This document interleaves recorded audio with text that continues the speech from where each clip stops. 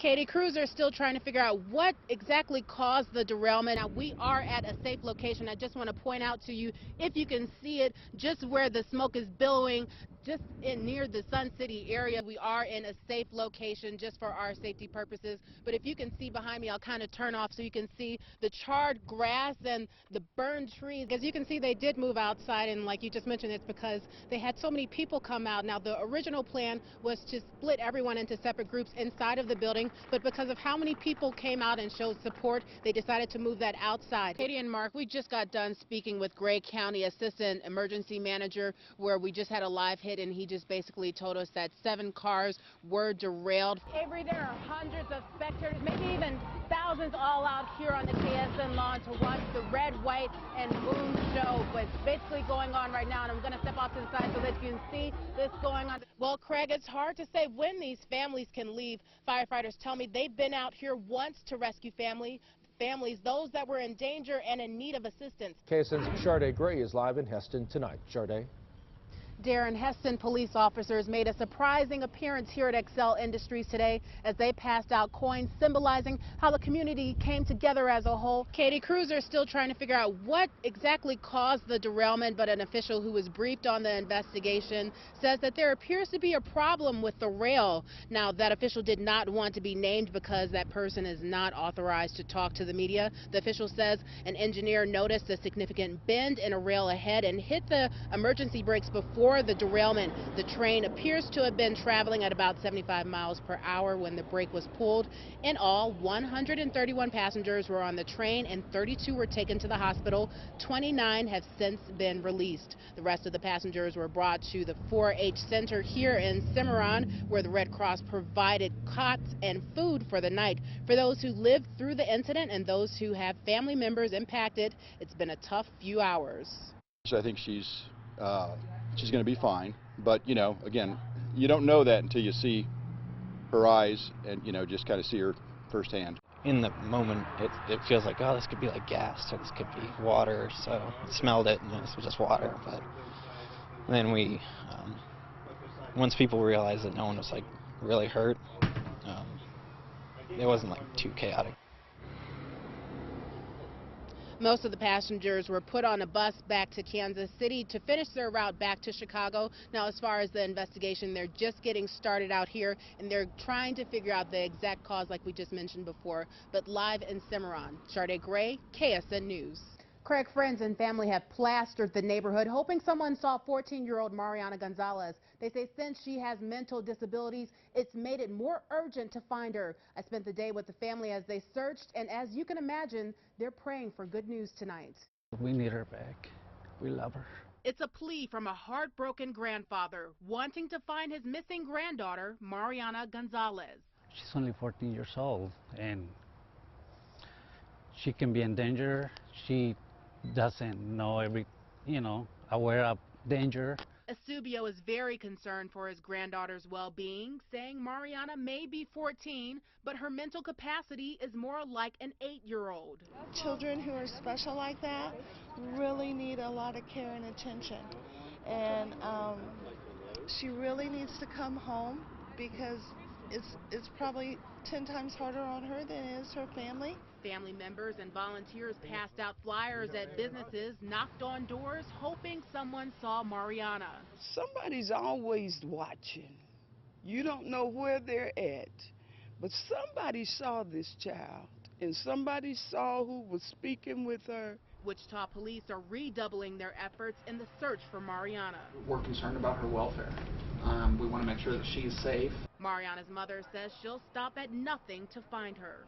It doesn't matter if it takes us day or night, we're going to find her. We have to find her, and I'm praying to God. Hopefully he answers our prayers and brings her and has her home soon. Now, the family says they'll continue to pass out flyers throughout the night, picking back up tomorrow morning. Police say they've checked with the business with surveillance cameras that might have footage of her. Now, if you have any information about Mariana, call 911. Shardaa Gray, KSN News. KSN Shardaa Gray is live in Newton where the charges were announced. Shardaa, what did we learn? Stephanie, the couple has several biological children and adopted 3 from Peru several years ago. While the 15-year-old appears to be in better health, police say that the 2 younger kids were severely malnourished. Now, the police did find out about these allegations when a little boy ran away from home, saying he was afraid of his father.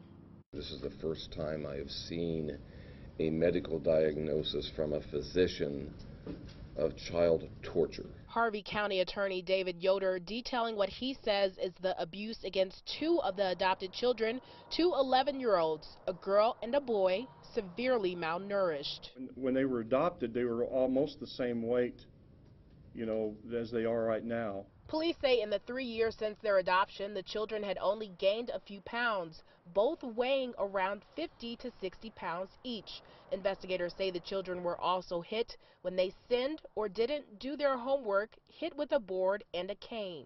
Through x-rays found that she had 2 recent fingers that were fractured, and on the little boy, his elbow had been dislocated at some point and it healed improperly. Police say it appears the children were isolated from the world, no internet, no phone, and little contact with others. We take these charges very, very seriously, and we intend on vigorously prosecuting them. Both parents remain in custody on a $300,000 bond. Now, the county attorney told me he does expect to file more charges as soon as he gets more medical reports from the doctor. Live in Newton, Shardaa Gray, KSN News. Well, Craig, hundreds lined 21st all the way to Waco and 13th, all celebrating Nico's victory. Nico brought home the bronze medal, the first Olympic medal a Wichitan has won in more than 3 decades. And Craig, the way people showed their support today is indescribable. 21st in Waco was packed with hundreds of people, all out to show their support for bronze medalist Nico Hernandez.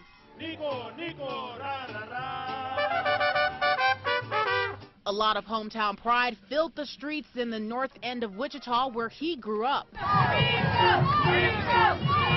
When we turned on 21st and saw everybody that goes to North High, lives in the North Side District, it was like awesome. The celebration continued inside Nico's alma mater, North High. Surrounded by security, escorting him in, followed by hundreds who loudly welcomed him back. The theme that all the speakers at today's event talked about was that not only is Nico an Olympian, but a role model. You open a lot of doors for these kids, and for all you boxers out there, now you have a goal. Nico's father told the crowd that the hard work and dedication can go a long way and that they have a role to play as well. And parents, push your kids.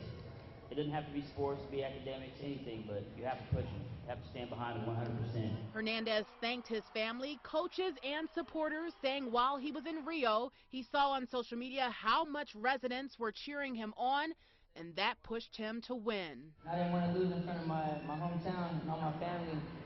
So without you guys, I probably wouldn't have won because I didn't want to get embarrassed in front of you guys. I had to bring back the medal. He did that and says that this hopefully won't be the only one. Thanks again, Wichita. I love you all, and I promise to break more records. Nico's celebration didn't stop at North High. Family members say festivities will continue at Cortez Mexican Restaurant starting at 8 tonight. There you can find Nico signing autographs. Shardaa Gray, KSN News.